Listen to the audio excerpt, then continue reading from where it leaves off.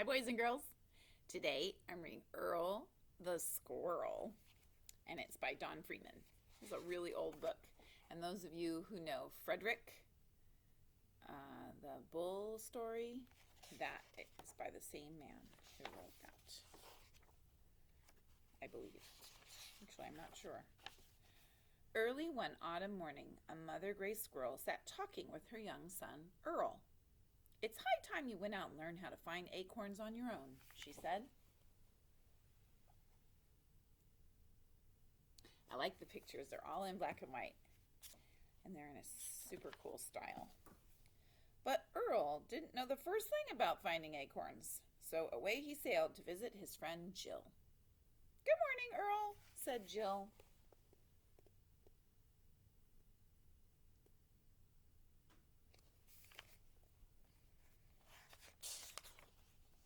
"Here's an acorn I saved for you."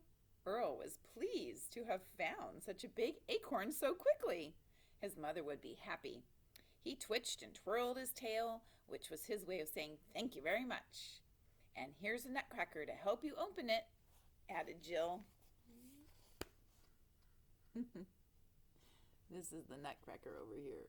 Do squirrels need nutcrackers, do you think?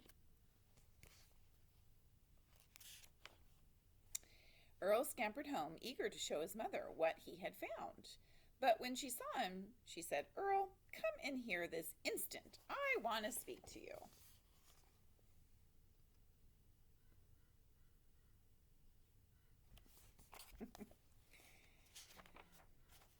"Whoever heard of a squirrel needing a nutcracker? Why, it's absurd," his mother scolded. "You got it from Jill, didn't you? I bet she gave you the acorn, too.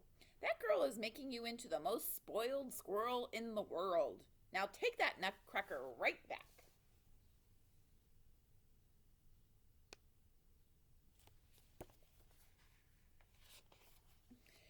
"You're back so quickly, and you didn't want the nutcracker?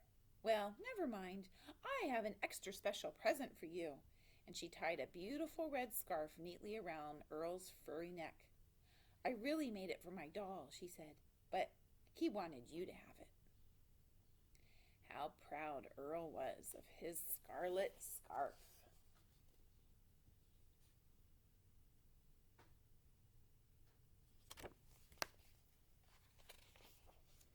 Back home he sailed with his tail unfurled. But when his mother saw the scarf, she said, "Earl, come in here this instant. I want to speak to you." That's not good news usually, is it?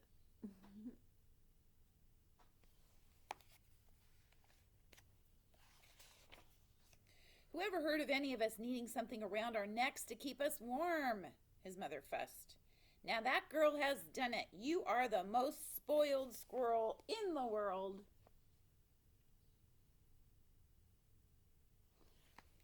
I wonder what Earl thinks about that. Earl knew his mother was right. That night after supper, he tied his scarf into the shape of a sack. While his mother slept, out he crept. Earl wanted to show her that he could find an acorn on his own.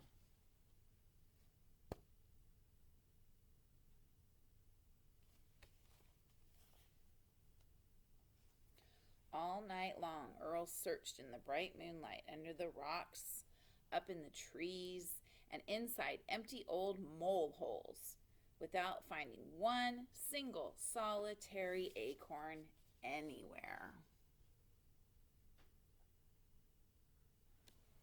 Maybe Earl needed some lessons in acorn hunting.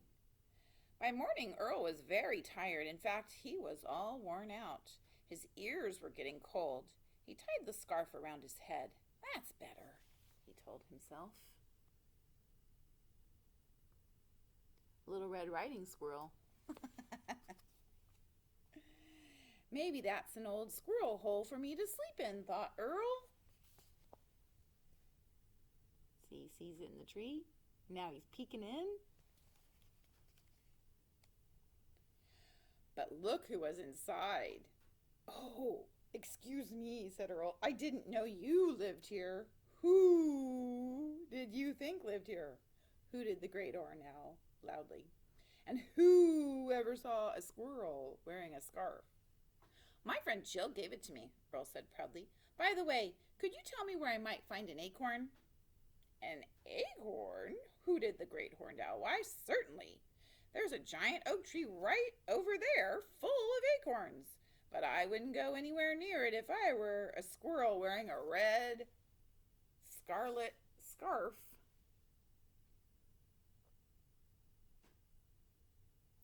I wonder why. Oh no, it's Ferdinand the bull. I think I have my stories mixed up right now. Conrad the bull would not like it one bit. You know what bulls do when they see red? They get awfully mad. But Earl didn't hear a word the owl had said about the bull because he was already halfway over to the tree. And look who was snoozing there peacefully. Conrad.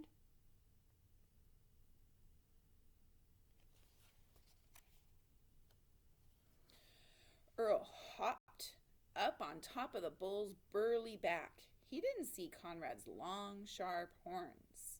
All he saw were acorns galore. Who's that tickling my shoulder? The big bull smoldered.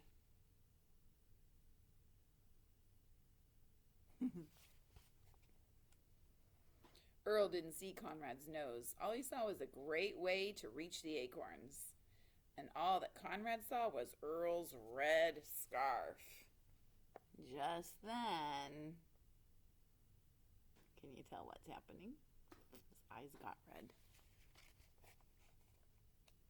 Conrad got awfully mad. With one flying leap, Earl escaped up into the tree, but his scarf had come untied.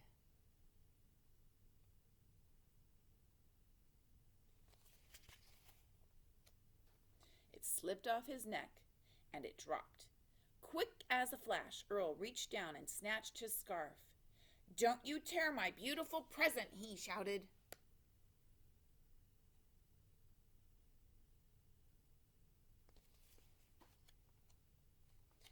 Conrad snorted and charged with all his might. He charged right into the tree, and his horns got stuck.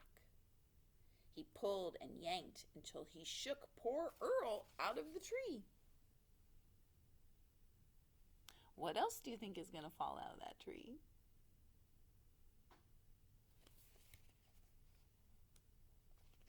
Along with hundreds of acorns. Bonk! What is that called? One fell right on top of his head.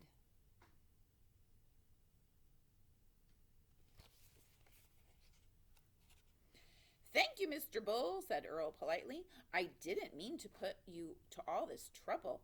I only needed one acorn, but I guess I'll take two. Tomorrow, I'll be back for more." After tying 2 acorns into his red scarf sack, Earl threw it over his shoulder and hurried back home as fast as he could scamper. Conrad grunted and groaned until at last, with a powerful yank, he freed his horns from the tree. Down the hill he reeled, head over hooves, until he was out of sight.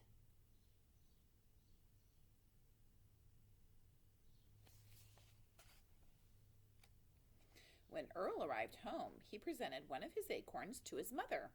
She saw it and said, "Earl, come in here this instant. I want to speak to you."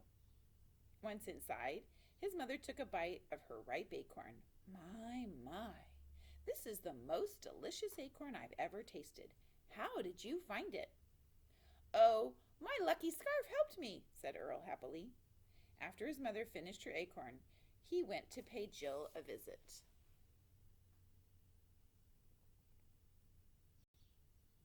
What do you think he's going to do for Jill? On the windowsill, sitting very still, was Jill's doll. After taking out the acorn, Earl tied the scarf around the doll's neck. "Here, sir. I don't think I'll need this any more." Then Earl gave his tail an extra twirl, and before he swept away, he left the acorn for Jill. The next night, the moon was full, and Earl returned to the giant oak tree. Thanks to Conrad, there were plenty of acorns scattered on the ground for tomorrow. But tonight, Earl scampered up to a high branch and picked one for himself.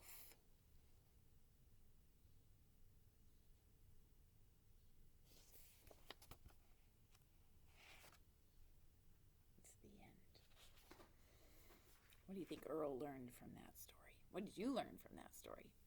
I'll talk to you later.